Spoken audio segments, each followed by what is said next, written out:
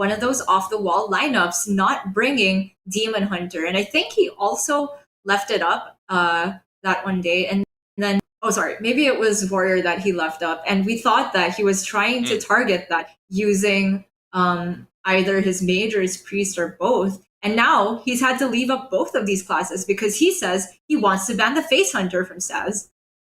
Yeah, for DawN, I am left perplexed by his game plan. It felt like for me, even though I disagreed with Kin and Blitzchung's conclusion that Warrior was not that powerful, their thinking was quite clearly, I think, that just it's not that good, to be perfectly honest, and isn't worthy of a ban.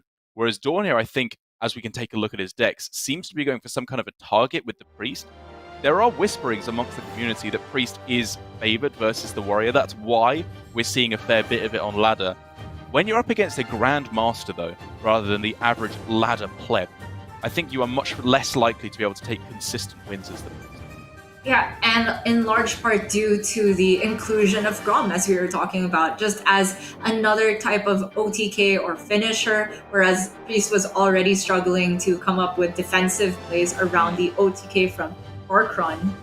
But I do think there's potential in here, and also just the inclusion of Mirazon. We've seen it pull its weight for Tyler the other day, and I think there's definitely a lot that we don't know yet about this Galakrond Priest, given that it hasn't had too many appearances in GM thus far. Yeah, at the very least, I love the direction that it's going in here in GM, taking away a little bit of the late game by cutting the Plague of Deaths, and instead going for a much more mid-game focused game plan. Sorry, but then for Staz on the other side, we have much more standard fare here. The Demon Hunter, the Rogue, we've seen time and time again, and the Warrior, Temper Warrior, as it's been called there, Pain Warrior, whatever you want to call it. It is going to be, I think, in a fairly good spot yet again here for Staz. DawN's game plan of targeting the Warrior yesterday, or last time we saw him play, went horrendously wrong. So hopefully, for his sake at least, we can see it turn around here today. Yeah, and he's got 2 mountains to climb, leaving up both that Warrior and Tempo Demon Hunter. But I'm going to go out on a limb here and say that not feeling favored, because it feels like his strategy was revolving around leaving up Warrior and being able to ban Demon Hunter. But it turns out there's a deck that's even more aggressive that he needed to get rid of, given that he has Highlander Mage and Rogue. That's right, which means job done there for Staz. If a deck gets banned away, that means it is a fantastic deck to have brought, especially if it isn't one of the 2 most powerful archetypes in the game in Warrior and Demon Hunter. So Staz already off to a significant advantage, I think we can say, just based on the pick and ban phase. We'll, of course, have to see how both of these players are piloting their decks overall. I think DawN was looking a little bit wobbly yesterday based on how we've usually seen him play. And Kin, sorry, I got his deck list up. Staz on the other side. We've seen time and time again, I think, with some lines that you and I disagree with, but I just learned he's always got something up his sleeve. Particularly yesterday, though, I think I agreed with most, if not all, of his lines. I was really liking what I saw, especially from the Demon Hunter gameplay. I remember you and I had a big disagreement about the turn 4, where it could have been Kane and Frenzied Fellwing versus, I think, for you, Chief I-Beam into card draw. Still not easy to say what could have been right there. But I do think that Staz has a lot of reps on this deck under his belt, and it will be the first queued up against DawN's Rogue. I think it's a safe guess that if it's you and a GM versus me, it's probably me that's right. So let's jump into Staz versus DawN. And not a bad start at all for Staz. The Crimson Sigil runner on the left-hand side is pretty much the only place where I would consider keeping it, because, of course, you get the outcast right away. But it is against Rogue Gia, who have the weapon ready to come down on turn 2. That is true, but I feel that Rogue these days is not playing Dagger all that often on turn 2. You're seeing them wanting to play things like Hanar, Secrets, or even a Praise Galakrond plus Lackey if they manage to stick a minion on one. And at the very least, the Crimson Sigil runner just replaces itself, so if it's far left, I never mind keeping it.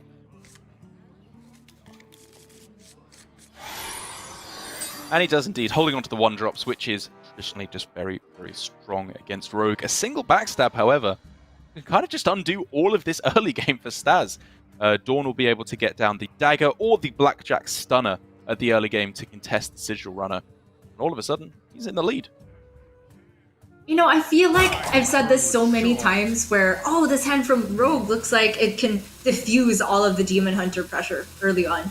And that, while true for the current situation, it only takes a couple draws for Demon Hunter to turn things around. And they have those powerful draw engines, and just the card quality, the big power spike in their card quality once turn 5 comes around is just so insane. And that I feel like is the big reason that we always see Demon Hunter pulling off these wins even though their board doesn't necessarily stick early. Yeah, the top decking potential of Demon Hunter on average is just so strong. As long as you're not starting the game with all your Spectral Sights and Skull of Gul'dans in your hand, you should be perfectly fine to progress fantastically into the mid game, which is exactly what Staz here. Umberwing, a great pickup to fight back against DawN's early plays. And you know what? I really like starting with the Sigil Runner there for Staz over the Battlefield, because as Rogue, you definitely don't want to be coining Dagger. There are far better uses for coin as combo activators or just smoothing out the curve.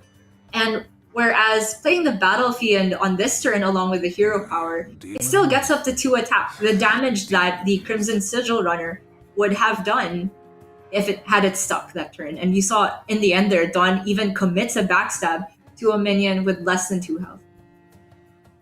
Yeah, I like the use of the Battlefiend plus the hero power and Twin Slice on this turn. I was looking initially at Umberwing plus Twin Slice because that means you can start chugging through the swings of it before you curve into the Warglaives of Azzinoth. But I think we can both agree getting the minion down is more important. It's really strong, especially since it allows him to develop even... Sorry, it's not more power on board, but I would say it's more sturdy against what would usually be a dagger from Rogue, and he's seen a backstab used. I think this works out really well for Staz. It just curves so nicely because, again, you're right, it's not more power immediately. However, half of the damage would be eaten up if it was 1/1s by the dagger, and this just goes up to 3 next turn anyway, pretty much every time. It's just stronger based on what you see. Timing your minion threats as aggro. I love it, Staz! I can tell you he did not need to watch my video to learn that. Or maybe he did, and that's how he learned it. This is just us being teammates, Derek, obviously. That being said, after this Umberwing comes down, it looks like Staz could potentially have a very weak turn 4 because he's just top decked, not the Satyr Overseers he wants to be getting, or not even the Frozen Shadow Weaver that he's running 2 of, but these cards made of air right now, but potentially very strong come the turn that Glavebound wants to be active. I like this. This is a cool play. If you don't want to swing with the Umberwing, of course it looks like he's missing 1 damage on this turn, but this allows him to go for the option of swing plus Glavebound on turn 5 without wasting any damage of the Umberwing.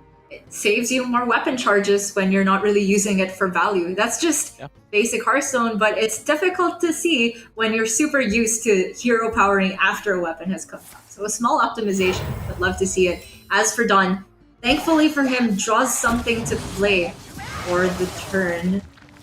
The rest of the curve is still looking awkward. Yeah. Oh yeah, that single card is a huge difference now because he's able to stick the Lackey, play the Praise Galakrond on it, get another Lackey, curve into turn 5 with the Shield of Galakrond, and hopefully stay in a reasonable position. And you saw from DawN there, he had the option to dagger down the 3-1 and value trade a 2-2 into a 1-1. But this is one of the situations where I feel like the value trade hardly accomplishes anything because Staz could simply deal with the remaining 2-1 with his weapon. And also, in the process, DawN just ends up taking extra damage. Absolutely a swing on this turn, however, though, for Staz. You're not missing that 4 damage. When he's got a Warglaives, a Glavebound in hand, this is approaching lethal very, very quickly. And there is little that DawN can do, even with a Shield of Galakrond in hand. Warglaives plus double Twin Slice just punches through that. It really does. And honestly, this isn't even peak Demon Hunter power. We've seen Staz just have a pretty lackluster turn 3, turn 4. And yet, it's just putting on far too much pressure for a rogue that's not even running much healing anymore.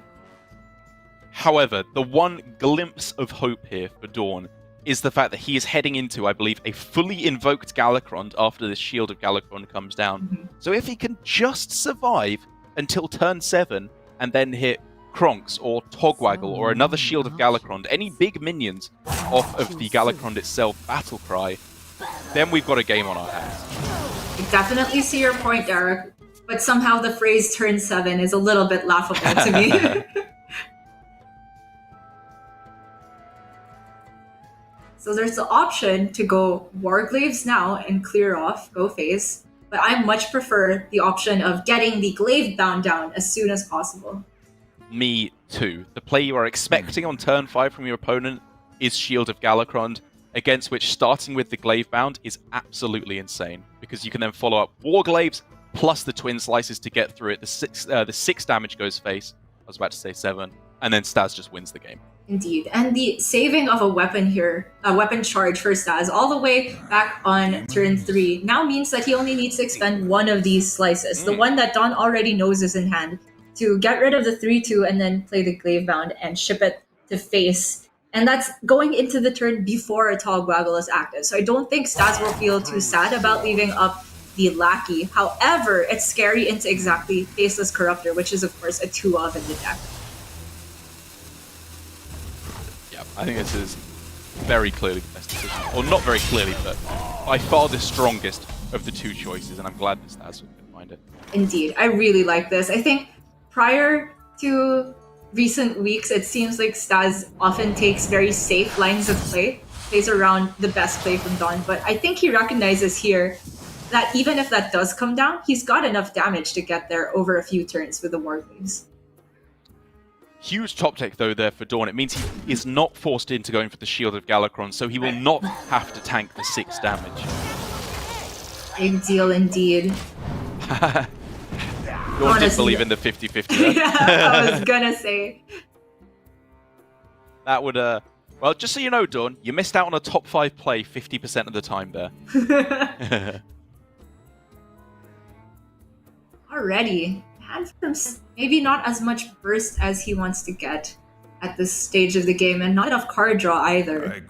It's a difficult decision. He could try and pivot by clearing 1 or 2 of these minions and still ship a bunch of Warglaves damage to the face, but I think the only way he sets up lethal over 3 turns with the hand as it currently stands is to use all of the Warglaves charges to the face.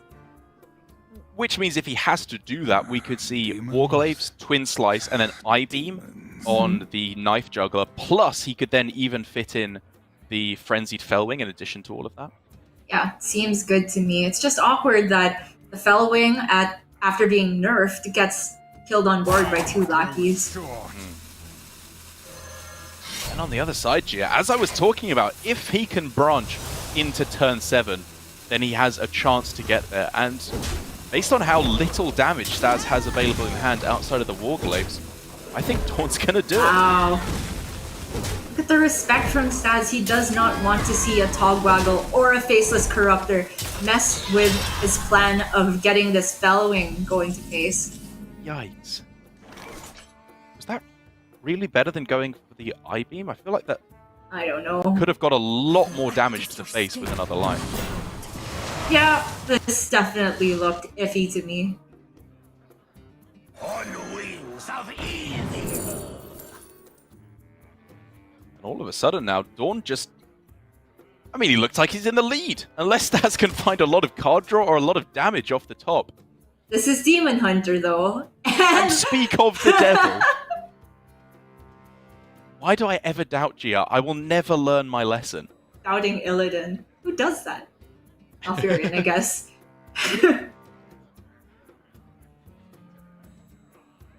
Well, I do think that's getting played, because if not, then the turn is looking like Shadow Weaver, Twin Slice, I-Beam. It just doesn't use all his mana anyway. Yeah, I just don't know why you wouldn't start with it. You can still Twin Slice into I-Beam if you need to.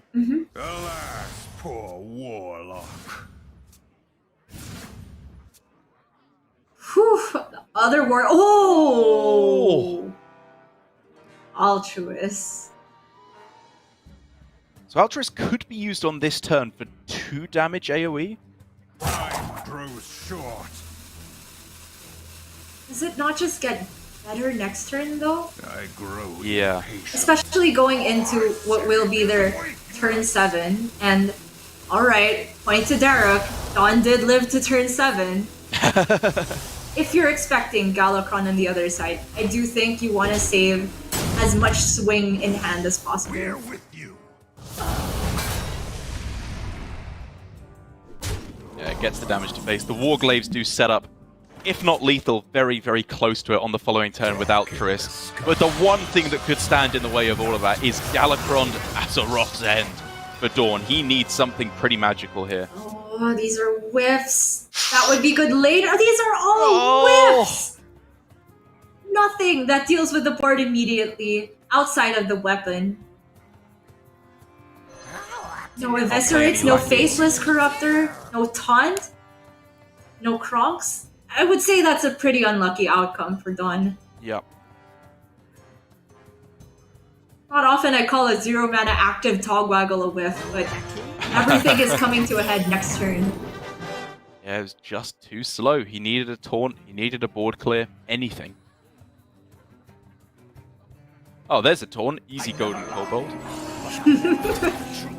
Darkness wanes.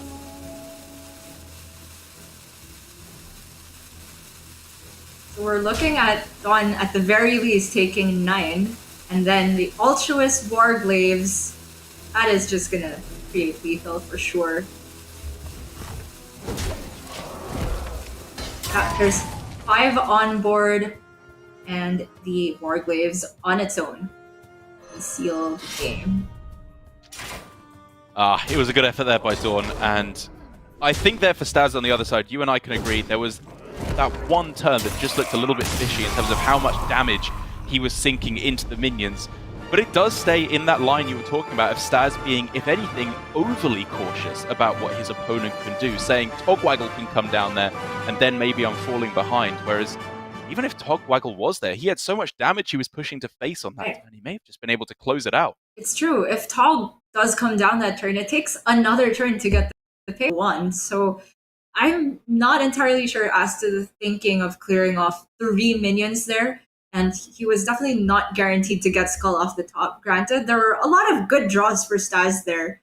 But I do feel that having all the weapon charges would be more consistently getting him to lethal. In any case, I really like how Staz approached the early game, particularly the turn 1. I think was a big, big deal in this game. Yeah, I think very, very smartly played out. You know, like you said, baiting out the backstab with the Sigil Runner, and then never, even the play with the Umberwing where he attacked with the hero power first. It just really smoothed out his turns so nicely there. I think very, very smart early game play. But that does mean now with the Demon Hunter out of the way, definitely expected, given that DawN wanted to ban it away. We can now start the series proper, I feel like, with DawN having a much more concrete strategy with the decks left over. But before we jump into that, we do have to go to a quick break to let the players get ready for the next game. So don't go anywhere. We'll be right back with the conclusion of Staz versus DawN.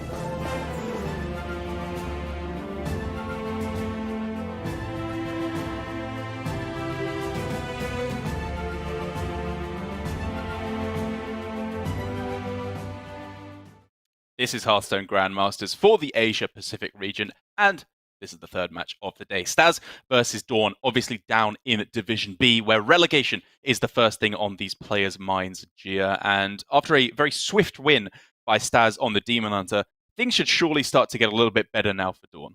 True enough, because it does seem like, as far as DawN's lineup was built, that he was planning on ideally banning Demon Hunter, not really accounting for Face Hunter being brought in most lineups, which, to be fair, I don't think I would have been accounting it for it either. So that's props to Staz getting that ban on it. But now DawN, I think, as far as we can guess, it seems like he's trying to target the Warrior maybe, or at least be left with good matchups against it, whereas most players are choosing to ban it instead.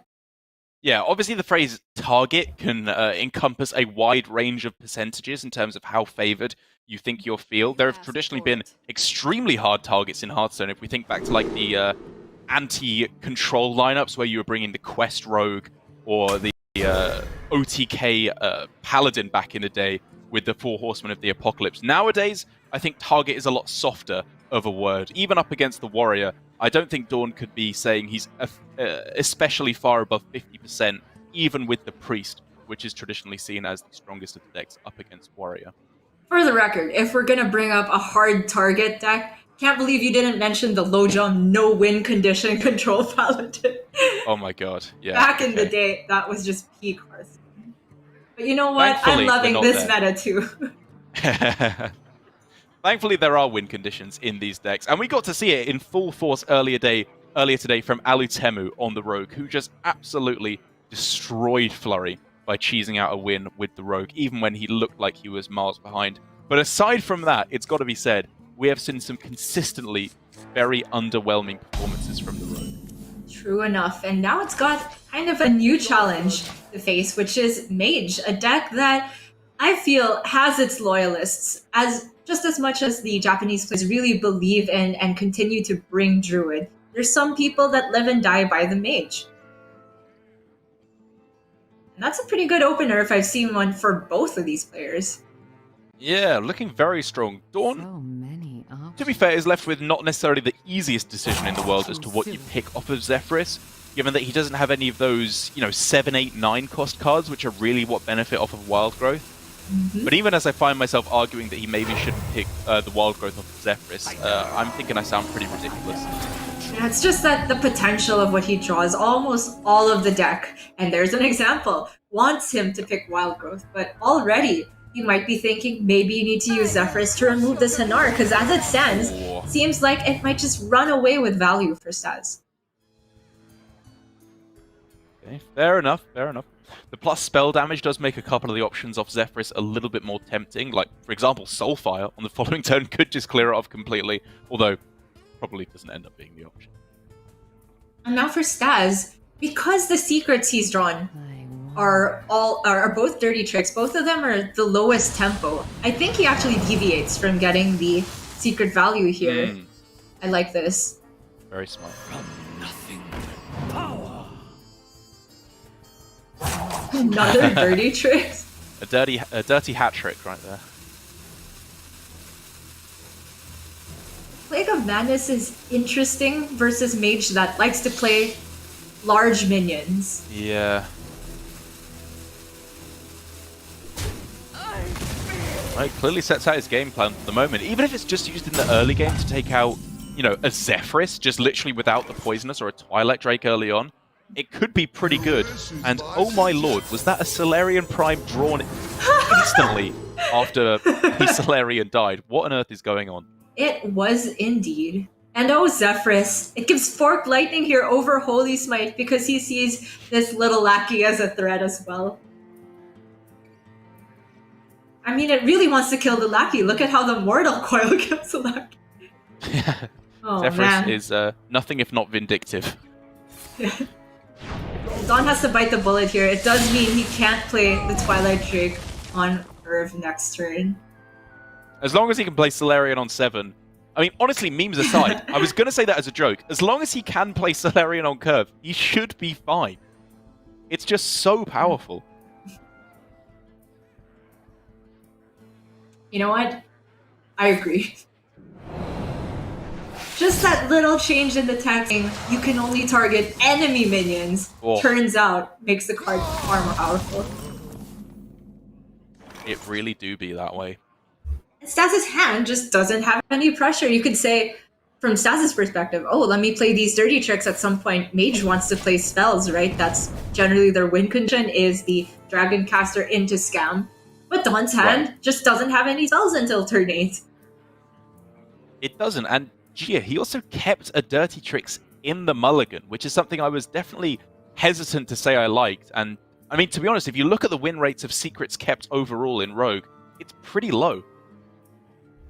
Yep, and we're also seeing that this is a different, yet again, permutation from different Rogue packages where we usually, I think, see the double ambush, 1 bamboozle, 1 dirty tricks. For Staz, it's 2 dirty tricks and 1 of the other 2.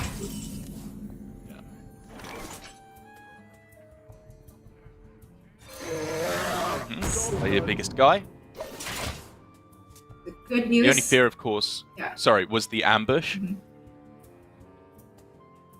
Which was a pretty big fear as well. It wasn't one that he was discovered. It was one that was kept in the mulligan, however. I think Staz played the left one in his hand.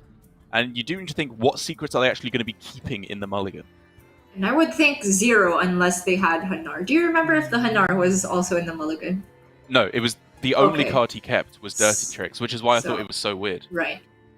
Strange.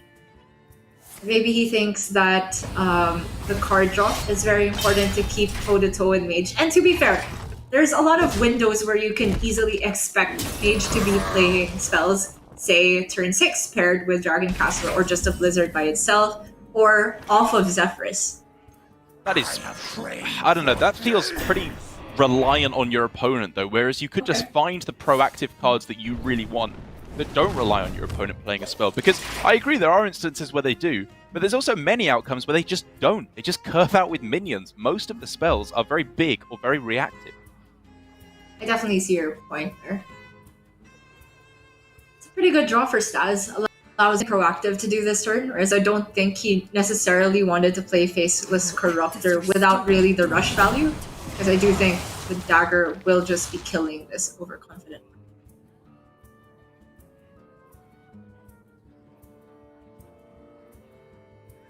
The downside for Staz, of course, is that the poisonous from DawN will also kill off his Shielded Galakron, even if it's bamboozled into something, as long as that something doesn't have Divine Shield. Yes. Or a Dormant, I suppose, as well. Oh, saving the charge here. You know what? I kind of like it. It just negates most of the threat of the overconfident orc, and it lines up quite well into Faceless Corruptor. Katrina not making any difference and just ends up very muerte herself. But now, Gia, I am seeing 7 mana and a Solarian Prime in hand. Is he really saving it for a reactive board, or does he just want to go in now? I want to go in now. There's a lot. There's proactive Mage spells as well. There's Power of Creation. I do believe we saw 2 off of Solarian the other day. The patience! Yeah. Okay, so the thing you have to remember is it targets enemy minions where possible. If there are no enemy minions on the board, cards like Rolling Fireball that can't go face will destroy your own board. Okay. So there is a lot you have to be careful about there. It is also just a 7/7, however, that can cast Box, Deep Freeze, Power of Creation, Conjurer's Calling, Secret. There are proactive, powerful spells that can do. Well, if we're talking about decent-sized boards for Solarian, this seems like also a possible one. Then again, so does Reno. Yeah, Reno off the top just makes this nice and easy. Now the curve becomes a little bit more easy for DawN. He can just go into Dragon Queen, Caligos, maybe a box thrown in there if things get out of control. Staz, with his inclusion of Boom Pistol Bullies, can actually make it so that the Alex curve will be put off for a while, but the rest of his turn is sword. It's so nearly so good, Gia, because, like you say, the Boom Pistols are good, but you really wanted to draw them for free, and he's only 1 invoke away from getting the fully invoked Galakron. And now he's drawn 3 of the best cards to get 0 mana off of the Galakron anyway. Yeah. I still think it's fine to go for it this turn, though. He can stall a little bit more and try to get the full invokes. The difference between 2 cards drawn and 4 cards drawn with a weapon is absolutely crucial in a matchup like this where value tends to matter.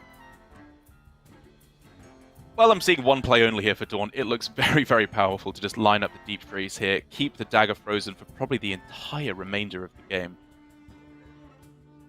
And these 3/6s are just really annoyingly statted for Rogue to deal with. Even clean up the bully just with his dagger. But he knows that the secret True. is Dirty Tricks.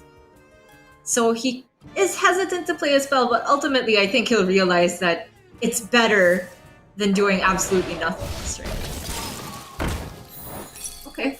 So instead, he will not freeze the face here, says that he wants to get a better target with this dagger. Whoa, there it is, the third, or the fourth, I should say, sorry, and final invoke needed. Alongside for Staz to Flick get that as Galakrond well. online. Yeah. That's very clean for Staz. That looks like a turn to me. The Edwin, I'm pretty sure you want to save until after the Galakrond has been played, very possibly on the same turn, after you've played all the 0 mana guys. I agree. Oh, is he hovering? If he's hovering over Galakrond, maybe this is just the third invoke? Okay. Just a little Pretty mouse. sure. Yeah. Movement Yeah, there. okay. There you go. Just check it. Didn't want to play and now get down there and play the Galakrond before getting the fourth invoke. Oh my god.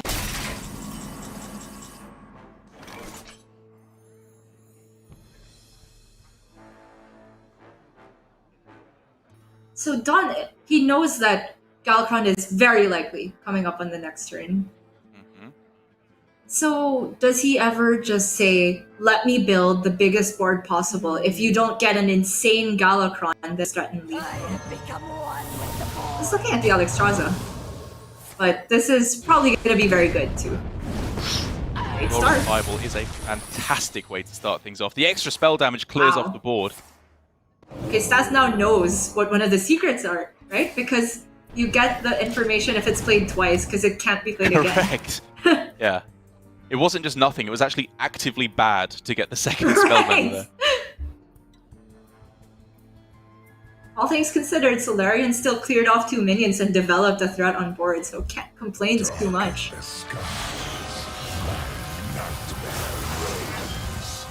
Here we go.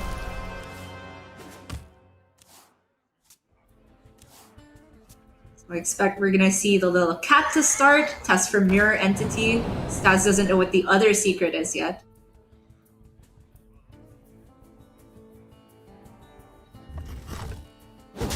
The important thing, however, is that these are just big, big guys that can be thrown down onto the board in addition to that huge Edwin. Indeed. He also now knows it's not Ice Barrier, so I think he'll hold off on spells altogether because he knows one of them is Spellbender. If he can rule into, if he can like discover for sure that the second one is counterspell though, then playing it just diffuses both of the opponent's secrets with a relatively cheap Right. spell. But he can't guarantee it because he can't test for Flame Ward. That only activates when Okay, you attack with a minion and not your hero. Good point. Okay.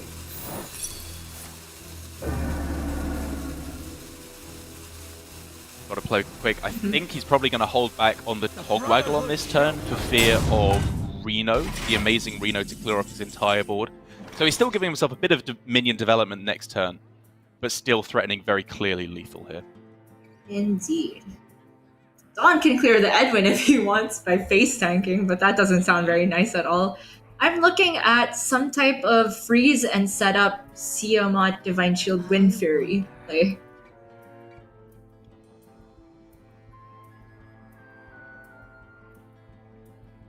That sounds as good a way to cheese as any to me. There's also the Caligos freeze available. But I like him putting a minion on board that forces Staz to react. And if Staz is able to react well, then he has a box to rip.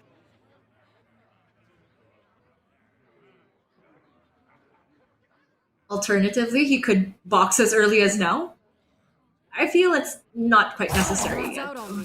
I fully agree. Given the error or the margin for error that can occur with Yog's box, you just want to save it when you're absolutely desperate. And this, like you said, maybe there is just no answer available. Okay. You'll go for a minion clear right now instead of going for the Wind Fury. I guess this makes it so that he sets up a board that can possibly head-to-head with what Staz develops this turn without having to use the box. Yeah, he would have had to have been very careful about... actually, no, I was going to say that if he tanked the damage with his dagger, he would have died to Kronk's Shadow Step Kronks along with the weapon. But because of the Spellbender that's still active, he actually wouldn't have died to that. For Staz here, this is one of the spots where I'm looking at the crown. Because... Really? He's got 9 cards left.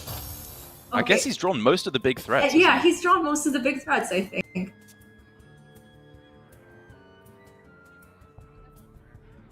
But maybe it was that Shadow Step that he was looking for later on. Does equal a huge amount of damage at this point. Don't let the door hit you. Able to stun the Tiamat. Of course you don't want to give your opponent a Solarian. Even at 9 mana, that card is strong. Yeah, he pointed it there for a second and I was like, oh, no. You got to be very, very careful with that indeed. That's a little Spellbender for his trouble. I'm not sure if he meant to do that. I don't see a reason for proccing the Spellbender right now.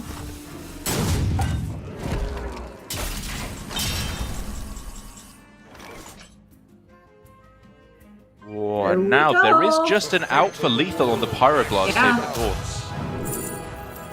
Or even there was an Fireball, out even just right? for Fireball. Yeah, that would have done it. With the spell damage.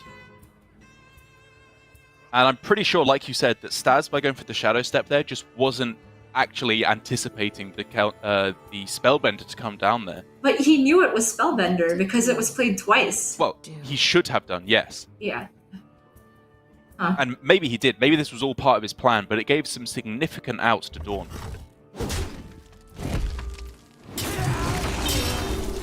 Mommy needs 5 more. Even now, DawN is still just looking to be in a very, very respectable position. Oh my gosh, there's even the overdraw. Nothing too significant. As we've said, all of the big bombs are already in hand for Staz, but I don't think this went according to how he was planning.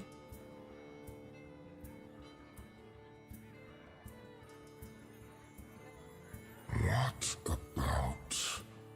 Is it so desperate that he's got to look for taunt lackeys now? Best he's got.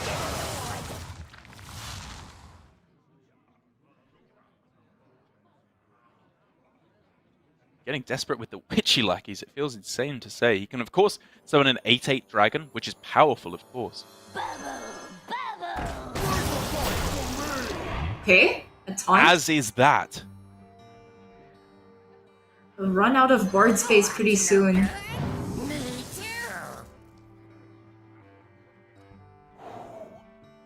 He could try to get Evasive Worm, help him clear off this... Oh wait, it wouldn't be playable with the mana left. Yeah, I just like the Boom Pistol on this turn. Just locks out the Tiamat to be able to take out the Siege Breaker.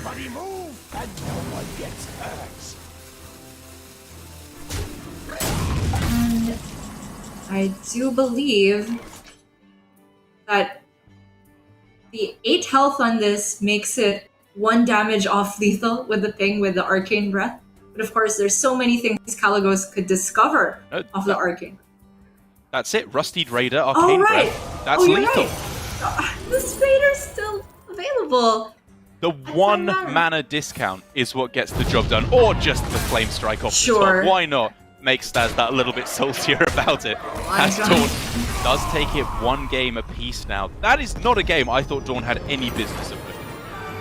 I completely agree. Towards the end there, it seemed like Staz really locked down with the Galakron on full charges, but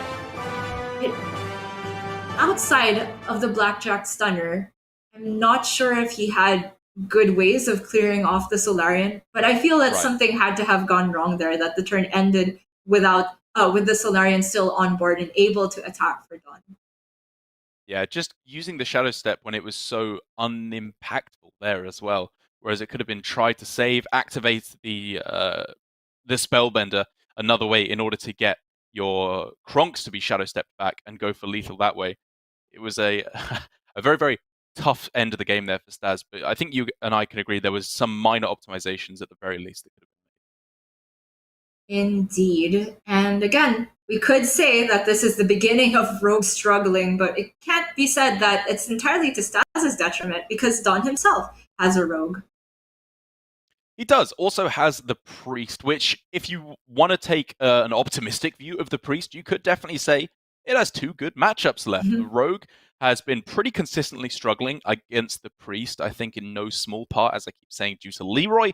The burst damage is no longer available. And therefore, when you're going for these long, grinding fests, where you're just trying to outlast your opponent's value, the Priest will generally come out on top. And the Warrior, the Priest just has so much removal they can offer. But before we get to Priest Town, we're of course going to head into our favorite, Rogue Mirror. And this, I think, is definitely a matchup where everything from the macro game plan to the tiniest of decisions of where your trades go matters, because there's just so many decisions to be made with the amount of cards generated. And so if Staz is, I think it's fair to say, crumbling a little bit there under the pressure at the end of the game is any indication, I think he'll need to clean it up going into what could be another long game. I agree completely, Gia. But now, both halves of Staz's hands here are kind of telling a different story. Shadow Jeweler, Hanar, and Ambush is a great way to pop up at the start by discovering a bunch of secrets. The other two cards were invokes to try and find the Galakrond. Do you like the half that he went with the Shadow Jeweler and the Ambush? I definitely like it. Just because Shadow Jeweler and Secret at the beginning is such a premium start that if the opposing rogue can't diffuse it early, can just give you value to go through just all the way to the mid game, by which point you've probably already drawn some of your invokes, and there's far more copies of invoke effects than there are this one single legendary with such a powerful effect. Yeah, and already somewhat of a wry smirk there from DawN, knowing, yeah, okay, this is going to be sticking around for a good long while, especially when you factor in that if you play Generous Mummy up against Shadow Jeweler Hanar, he's just going to be machine gunning through those secrets. Generous Mummy is just not a card. Every time this is generated, I just remove it from my view. Because every time you play it and you feel like, this probably isn't that bad, disaster immediately follows. Yeah, there's a couple of decks I think you can get away with, or at least historically you could, like the slow control decks, where, you know, the difference between an 8 mana card and a 7 mana card is very minimal. But against Rogue, where they're generating lackeys, secrets, and all that other nonsense, it is just done. Staz can start off with a secret here. The Ambush is only one of in his secret package, but probably the highest tempo one that he can get. Well, okay. Boozle, also very high tempo, but I think he kind of wants this Hanar to stick around. Always like taking the Paladin secret here. Only question is, after trading into the Pharaoh Cat, does he ever want to Shadow Step his Hanar to make sure he can play it again next turn? There's just not much that can actually kill it on the Rogue side, though. Seal Fate, not active. Backstab, Sure. not active. The Devoted Maniac is a turn away. It would have to be a combination of things. Either the Praise plus a good Lucky or Eviscerate.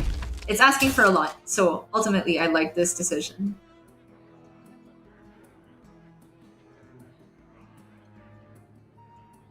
And Staz is going to be rewarded, because now, while you said do you Shadow Step last turn, and I liked holding on to it, this turn, that may just be an entirely different story. Using it to heal for 4 feels like a very good way indeed, utilizing your Shadow Step. Yeah, not to mention, Staz gets the good news that DawN didn't have a secret of his own, and oh my gosh, many Shadow Steps. Not for extreme value, but you know what? Hanar is shoring up the value department here. Pressure Plate is absolutely premium against an opposing Hanar.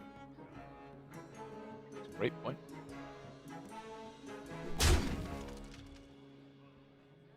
I like this a lot. It's the entire mid game full of mana used, generated by just Hanar and a secret.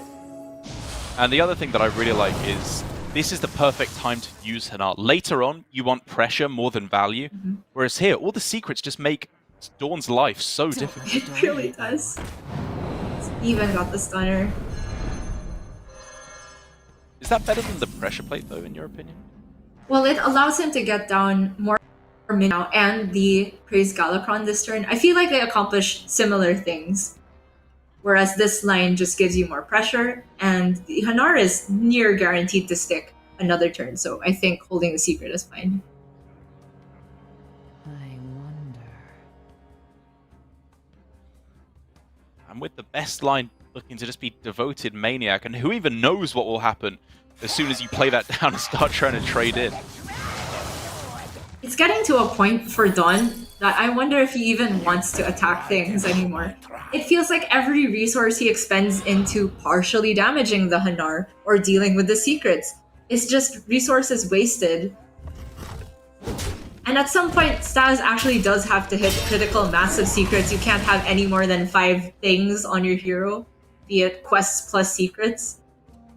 Oh, but the thing is, if your opponent, in order to not proc any secrets, they basically just have to pass the turn. And if they're doing that, you're feeling great.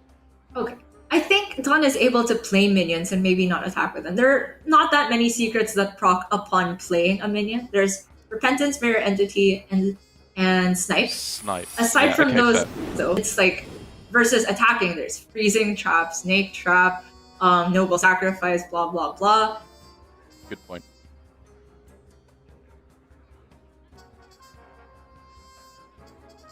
All of these are not great for Staz. Yeah, Eye for an Eye is just the cheapest. Generally, if you're unsure, Paladin is the way to go. But he's getting to spend his mana. And oftentimes in Hearthstone, that's enough. Act as your skin threatened.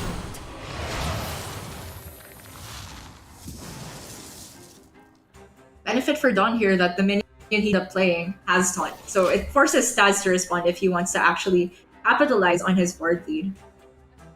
Alright, so we're looking at now Never Surrender, Dirty Tricks, and Pressure Plate in play now for Staz, which means, of course, any spells for DawN become very underwhelming indeed. Mm-hmm.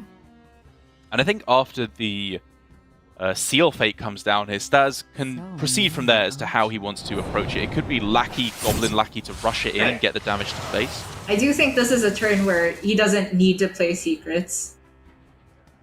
Whoa. Taunt up the Hanar, get it to 7 health? How do you answer that? It would have Maybe to be, you taunt I up the think... 1-2 to protect. I was thinking that the answer here for DawN is Flick or his own secret plus Blackjack Stunner. So in that case, I kind of like the division of threats here. Not that these are particularly threatening. It's been very low attack pressure from Staz, but just little annoyances building up to make DawN's life that much more difficult. He just can't do much of anything. And now that Staz has, of course, his own Galakron and Kronks ready to go, it looks like he's not going to be running out of value anytime soon either. DawN does have that for himself, though. Mm-hmm. And a fair amount of value in hand. The taunts, again, make it so that Staz has to respond if he wants more pressure. He does have this Shadow Step on the Blackjack Stunner. That's it. And only one invoke away as well for DawN from getting the full Galakron, whereas I believe Staz is 2 invokes away from getting up to the maximum level, which, I mean, it looks like at the moment Staz is just going to be relying on a level 2 Galakron on turn 7. That might be enough, given that he's just been ahead this entire game. Options. 1 card combo, this Hanar.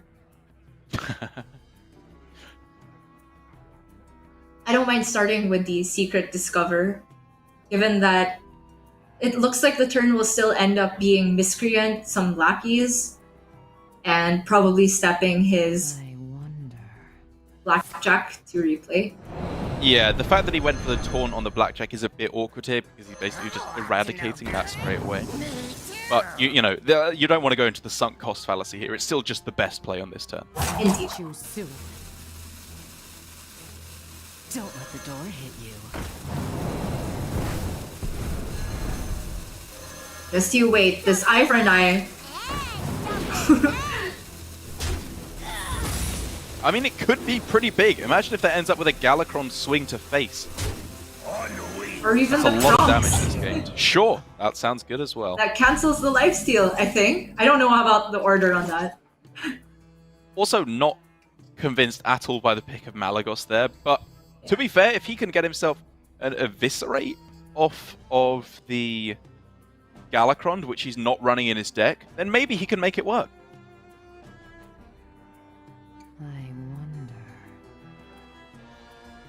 I feel like the Malagos is not going to be all too relevant this game, because still this board, DawN can't do very much about it, and he hardly has the space to play his Galakron this turn. Yeah. And if he wants to respond using cards that involve minion attacks, then he's proccing the secrets.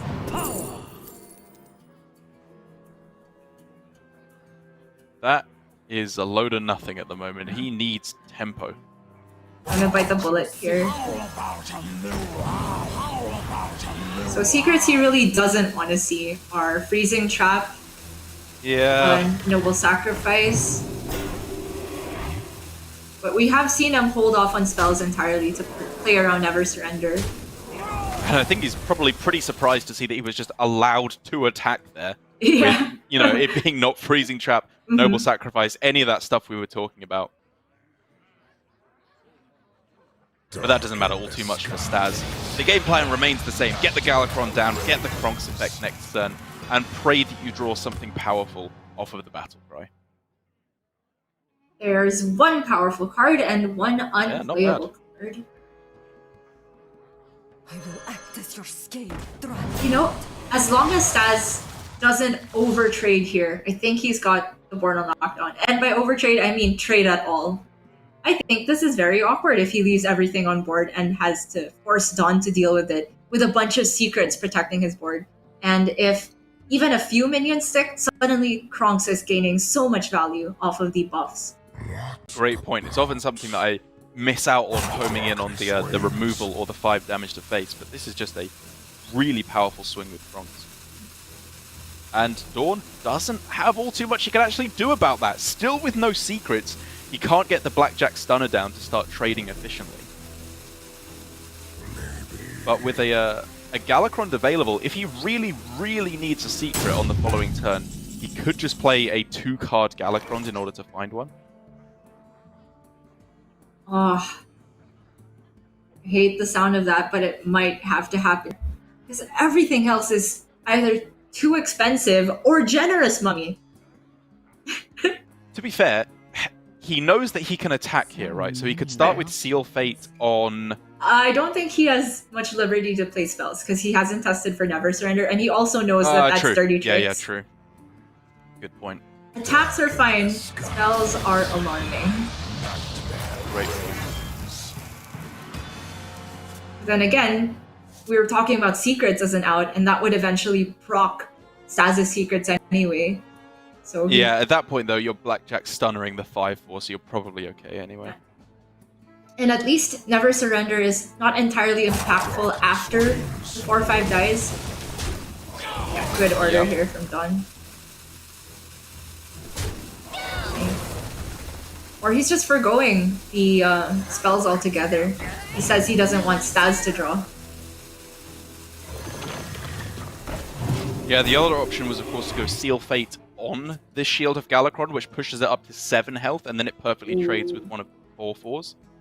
But he holds against that, which I can respect. I am looking at Pharaoh Cat, buff everything with Kronks, rush the Pharaoh Cat, push 3 to face. Sorry, he can rush the Kronks. Yeah, into the Miscreant. That looks really powerful. What do you know? Staz happens to agree. You are walking into a very powerful responsive Kronks from DawN, given that Galakron has now been played, which I think is starting to play on Staz's mind here. That's true. It would actually be a full board clear if Kronks takes the 1 damage into the Miscreant. So maybe there's merit for playing around that. There's a way to leave the Kronks fully healthy, but involves missed damage to face. And at that point, you're just getting punished by Kronks plus Seal Fate, of which there are 2 in DawN's. Is it therefore just an Edwin play on this turn instead?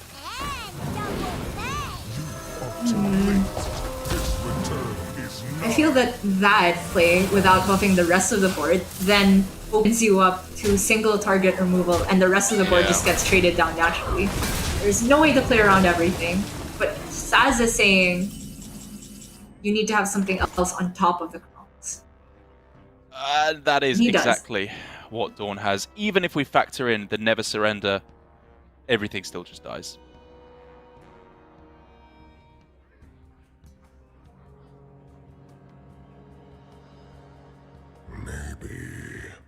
So I wonder what spells are on his mind here. Potentially trying to activate the pressure plate while he can on just a bad minion. maybe. Patience from DawN for activating this Never Surrender is absolutely paying off now. But Staz, speaking of patience, had this Dirty Tricks online for I don't know how many turns.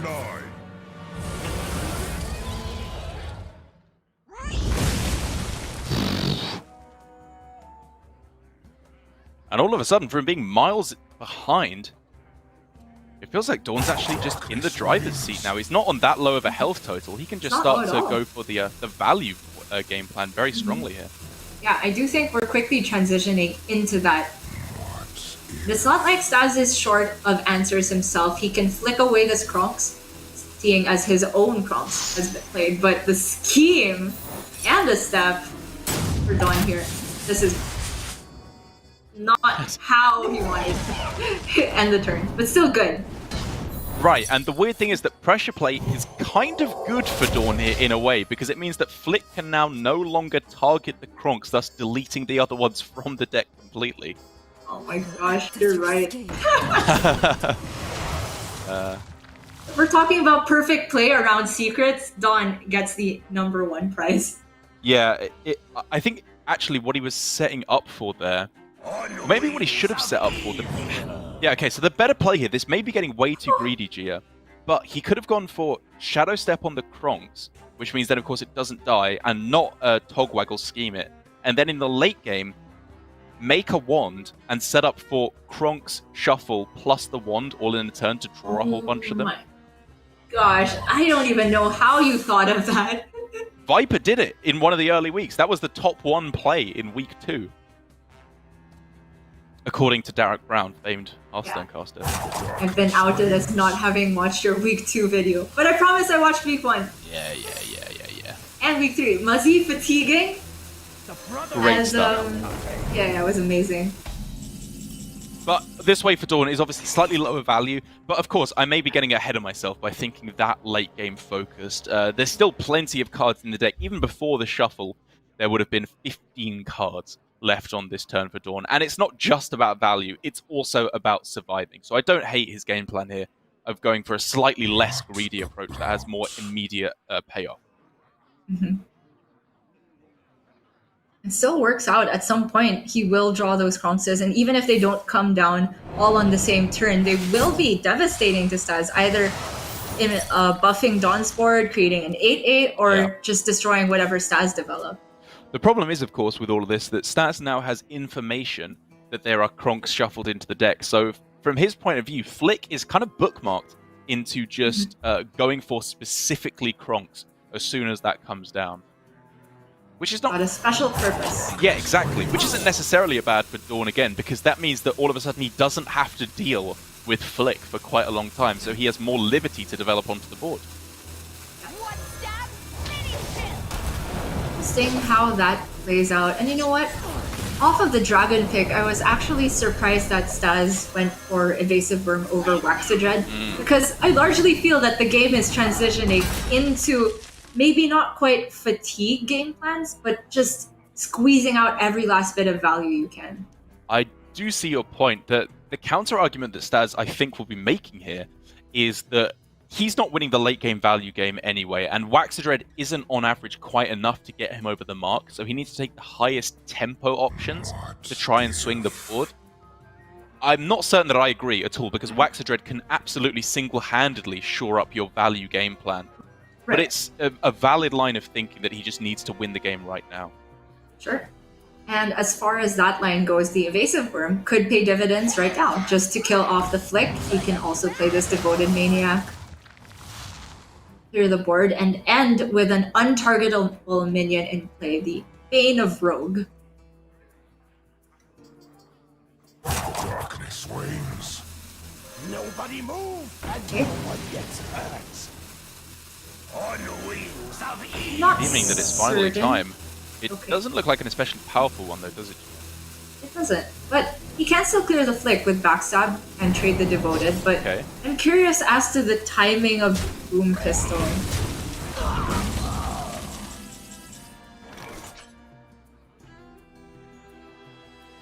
Well, it's not awful here. It does mean that any lackeys generated off the Evil Miscreant are pretty much unplayable on this turn.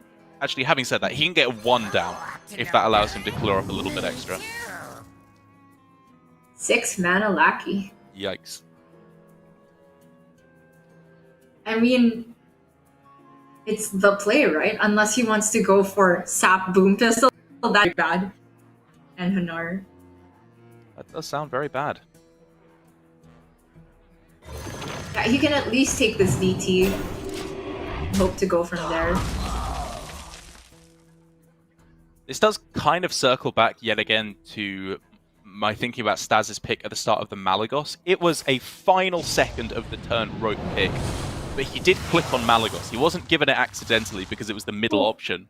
The left option was Onyxia, which I think would have been significantly more powerful at this point in the game for him, just for a board in a box. I would agree. I think that if he had maybe even 2 seconds more to think about that turn, Yeah. would have landed on that. But sometimes you just go for the reflex play. But the Rush Lackey here is a huge deal. It means that Staz doesn't have to expend the Evasive Worm inefficiently onto a 2/2 in order to get a 6/5 Boom Pistol face. And as you mentioned, it seems like Staz can go for this line where obviously in fatigue he is way deeper, so he's trying to win the game as soon as possible. And I like pushing the face damage where he can. Yeah. Say what you will about his line, he Oh, is sticking Eviscerate. with it, and Eviscerate definitely helps with that line of play. Now he just needs to discover prep so we can play it with Malagos. All coming together. Yeah, he's most of the way there. Is Wanted in the metagame anymore? I think that actually rotated out. Because he could have got I that for a think so. coin. But yeah, Prep is the generation now for Staz. It's honestly not ridiculous to assume he has a chance of getting it. I see now why Shaxi's playing Umbral Skulker. It's so you can point out the Eviscerate with your generated your generated Eviscerate with your The only generated reason. Malagos. What about Or, of course, DawN could play his Generous Mummy, at which point Malagos could just go for the Eviscerate straight away. Oh, imagine if that is how this game ends after all of these intricacies. Of course, it's the Generous Mummy that'll let you down in the end. Another one. Well, you gotta play one now, right? No, you are a selfish mummy through and through. Has knows about 2 cards in DawN's hand, the Hanar, the Shield of Galakron. And I think he also knows that the shuffled Kronxes still haven't entered the hand. Otherwise, it surely would have come down to clear the board from Staz's side. But still, DawN, if he wants to get rid of Boom Pistol Bully for sure, he needs to sap it, and that just really sucks for his overall game plan. I think he just ended up on the Shadow Jeweler Hanar there. Oh, okay, the Hero Power instead.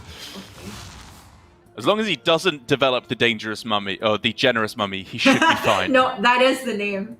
Yeah, You got a it little right. bit too dangerous.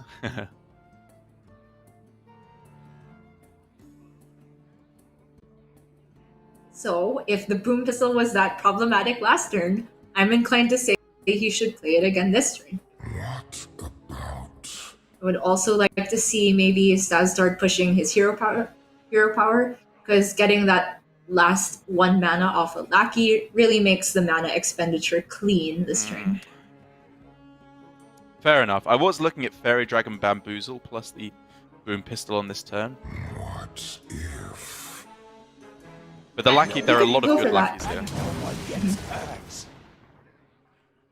Honestly, there was also a decent argument for just playing Malagos that turn. There's hardly any damage on the board. There. I think if there's still nothing knocking about next turn, then Staz will heavily consider that, but for now, Boom Pistol's just so insane. Alright.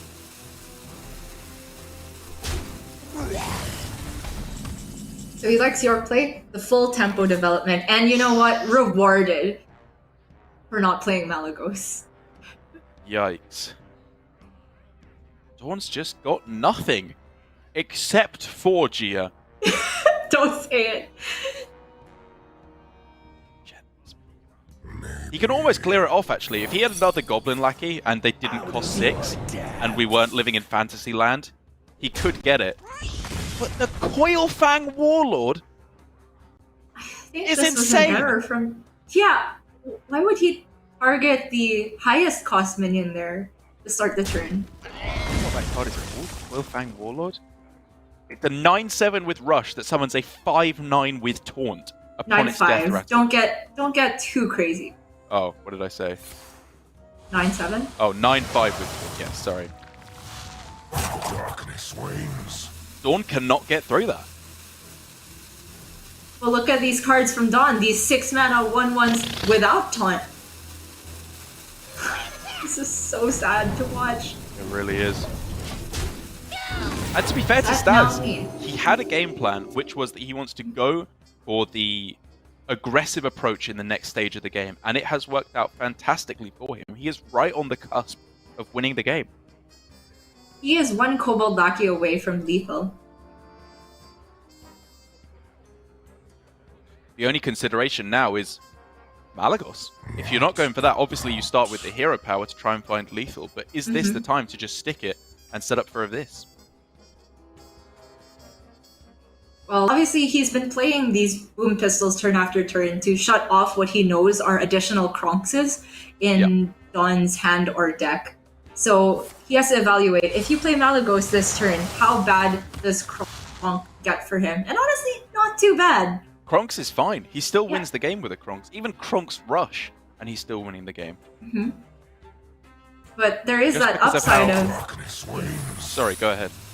There was that chance of just 1 in 6 win the game right now with Kobold Lackey. It's very, very tempting.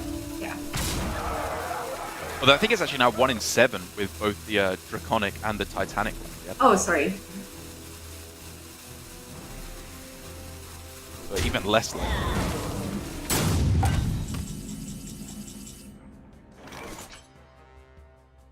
Still no secrets for DawN. That's crazy. His Blackjack Stunner has just been stranded this whole game. That is actually unbelievable. Yeah. And he got 2 of the worst reborn. So it's a 5/9 that is summoned on the backswing. So he has a board clear. If he goes Kronks for AoE, Backstabs. rushes it, and then Yeah. backstabs, he has the clear. You are too late. His return is nigh. And that again removes Kronks from the board. Oh, sorry, it will survive at 1 health.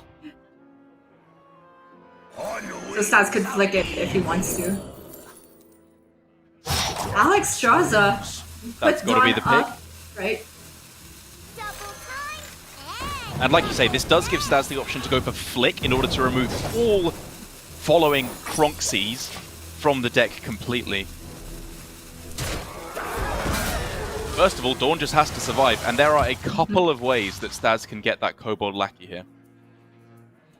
I'm still thinking of the prep. Whoa. Doesn't have to be this turn.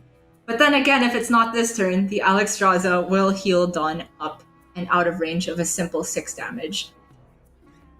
And I've got to be honest, Gia, I think that the play last turn for Staz was actually just the Malagos.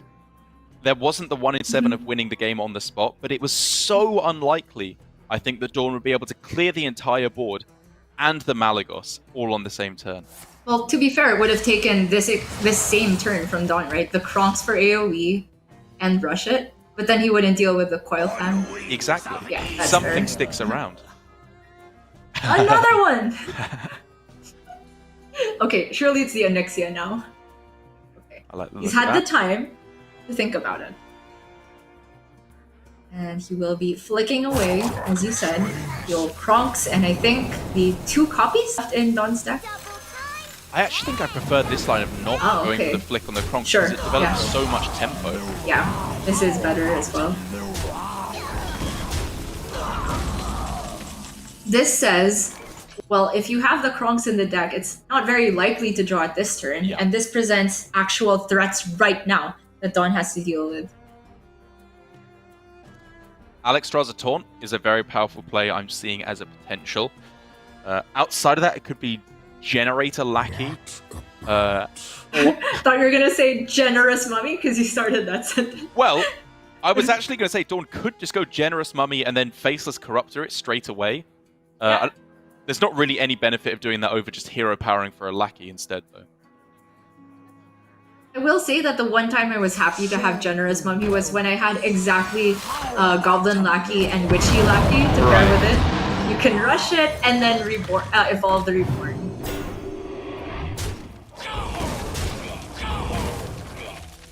Okay. Well, this does clear a Generous Mummy out of his hand, but it means he just didn't generate a Lackey on this turn, which would have done the same thing with a possible upside. Well, he wouldn't have had a taunt at the end of the turn. Oh, are you saying He should have use gone the Lackey hero and power Lackey and then play Right, whatever right. Lackey he got. Right, yeah. It's still 3 mana. And, It's you know, true.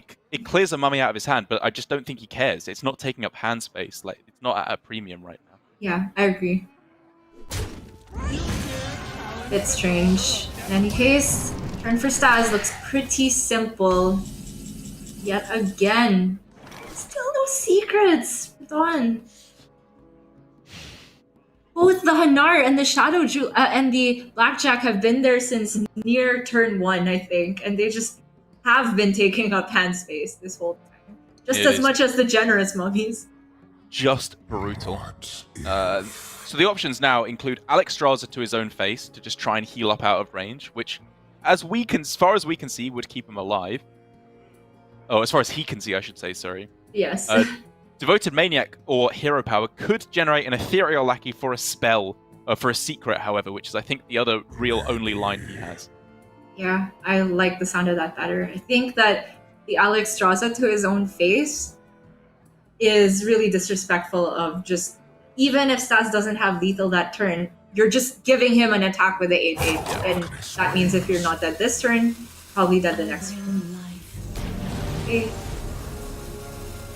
I guess as the upside, it does develop an 8/8, which is maybe a little bit difficult for Staz to deal with, but even then, like you said, that feels unlikely. And now, one attack in with the 1/1, the rest can go face, and finally, that Eviscerate for Staz is going to close out a grueling game here that he just able to close things out with. I was scared there. He nearly played it for non-combo damage. I was like, is this going to go on longer? But they're right Unlike at the end. any other card, Eviscerate is not a 1-card combo, Gia. It is a 2-card combo. Yes, indeed. And despite my disappointment that we did not get to see Malagos come down that game at all, Staz takes a grueling victory that, honestly, that game felt longer than some of the entire series we've had today combined. Yeah, I mean, it almost was. Actually, weirdly enough, after the first series of the day, which was just ridiculously fast from Alutemu. But I think that apart from that one turn where Malagos could have been used to pretty much lock out the win, and also earlier on, the fact that Malagos was actually picked at all, that was overall, I think, a good showcase of the matchup from Staz, right back to the starting hand, where he mulliganed away the Invoke cards and kept a premium Shadow Jeweler Hanar hand, which we can see just absolutely made him run away with the early game.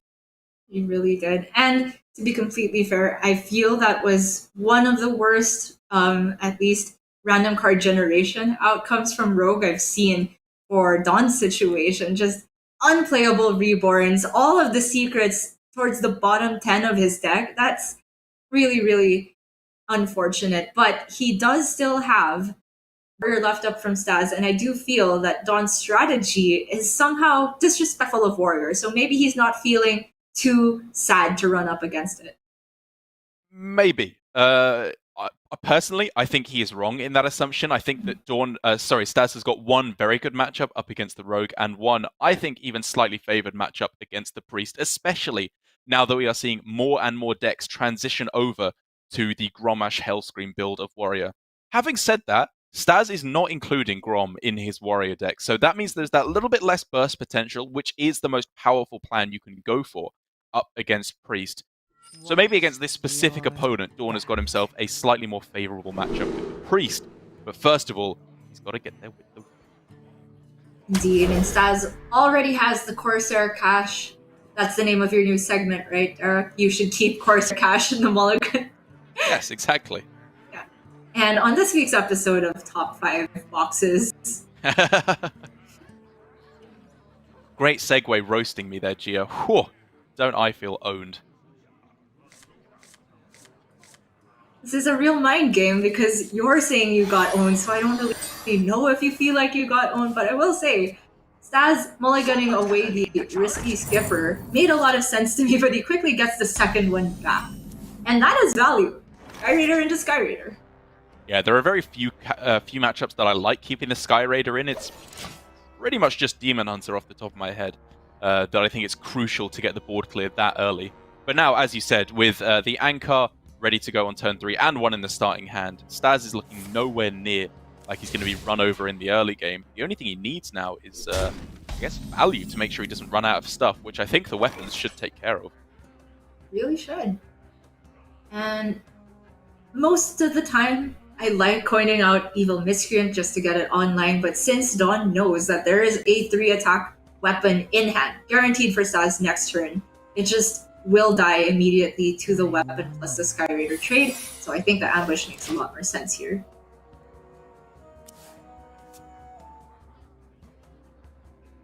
And now one of the key facets of this matchup will come into play, which in my opinion, Gia, is hitting your opponent in the face with weapons. This is what gives the Rogue such a hard time in the matchup, because as long as Staz, again, like I said, doesn't run out of card draw and can start to find some of those key combo-killing OTK cards, he should be fine. He can deal 9 damage with the Livewire Lance, another 4 with the Anchor, and all of a sudden, DawN is just in range of Corkron Lethal in a few turns. That's why this Warrior deck is so strong. It can be Control Warrior and Pirate Warrior all rolled into one. And Giants Warrior, why don't you? The Bloodsworn Mercenary with Mormal? Those are essentially Giants. Pretty much. It was a question, though, if Staz actually wanted to play Livewire Lance over Ankar last turn. But as far as his hand is developing, I do feel like he would be more willing to play lackeys onto the board than the pirates he draws from Ankar, theoretically.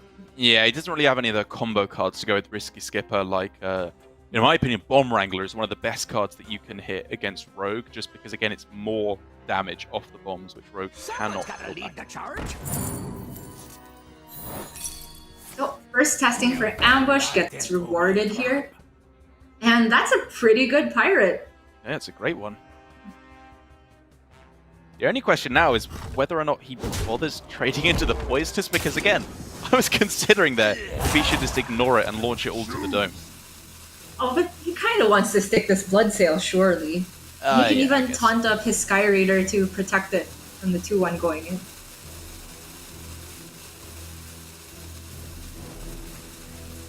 I'll show you who's boss. Oh, wow. Very aggressive play from Staz, but this sets up a board that DawN cannot backstab or seal fate. Very difficult to deal with. Takes away the Witchy Lackey target on the Devoted Maniac as well in order to get a 5-drop. It's an aggressive use of the Risky Skipper, but overall, I think I like it. It gives him the Rampage on the following turn. The Blood Boil Brute is potentially playable as well. I like it a lot too. This is, I think, very brilliant recognition of one of the niche situations where Risky Skipper early can actually get more payoff throughout the length of the game. Especially since he doesn't even have the Battle Rage in hand. So, and with the Anchor to pull another one, I don't think he was incentivized to save it very much. And oh my goodness, is this working out well for Staz here. The options that he has here, all of which are just brutally powerful.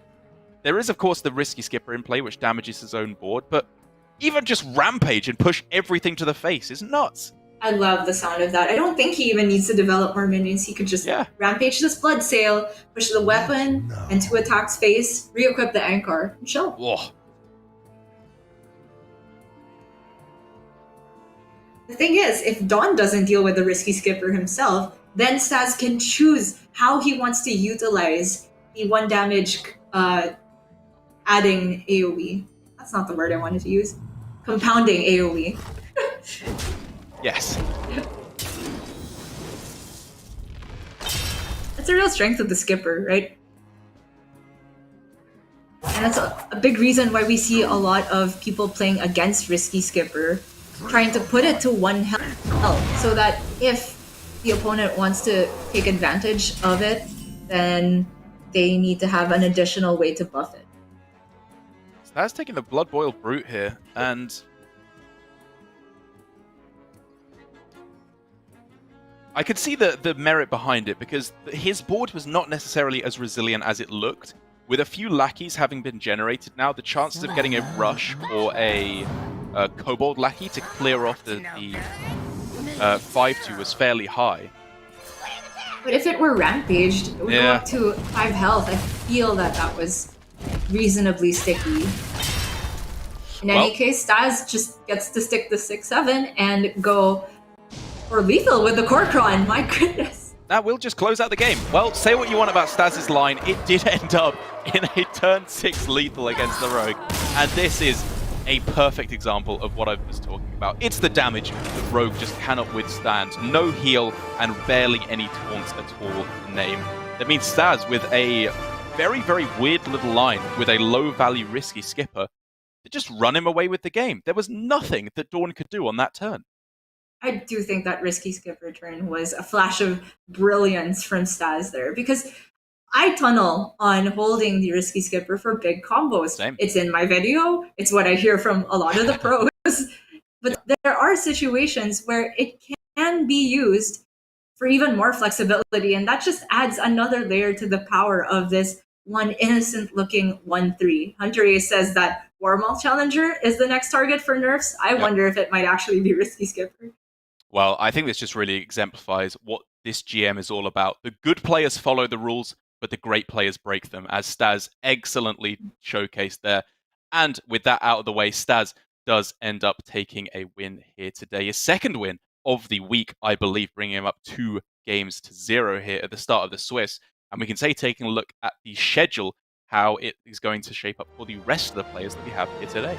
That is right. It is just one match left, because on Sunday's 8-pack takes a little bit of a shorter schedule, but it is going to be a banger. We've got Shaxi with the cat moving his camera around versus Tyler, who takes half of his turn to go fix his Roomba. Who wins in this situation now? They're facing real-world problems outside of the game.